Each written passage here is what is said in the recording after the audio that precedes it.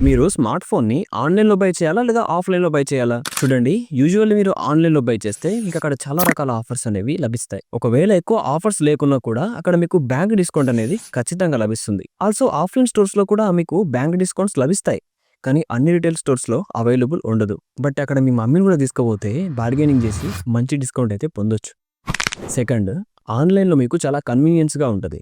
ఎలా అంటే కొన్ని యాప్స్ మీకు 10 మినిట్స్‌లో డెలివరీ చేసేస్తాయి. అక్కడ మీకు ఎక్కువ కష్టపడాల్సిన అవసరమే ఉండదు. బట్ ఆఫ్‌లైన్‌లో మీరు స్టోర్ వరకు వెళ్ళాల్సుంటది. కొంత ఎఫర్ట్స్ ఖచ్చితంగా పెట్టాల్సుంటది. కానీ నాకు తెలిసి ఆఫ్‌లైన్‌లో ఒక విధంగా మంచే జరుగుతది. ఏదైతే ఆన్‌లైన్ ఫ్రాడింగ్ ఉందో దాని నుంచి మీరు చాలా వరకు సేఫ్‌గా ఉండొచ్చు. అదే కొన్నిసార్లు ఆన్‌లైన్‌లో ఫోన్‌కి బదులు ఫోన్ డబ్బాలో సబ్బులుంటాయి. సో కంక్లూజన్ ఏంటి?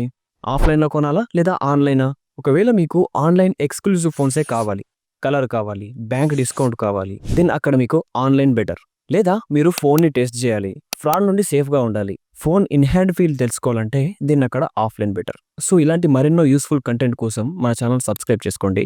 Thanks for watching.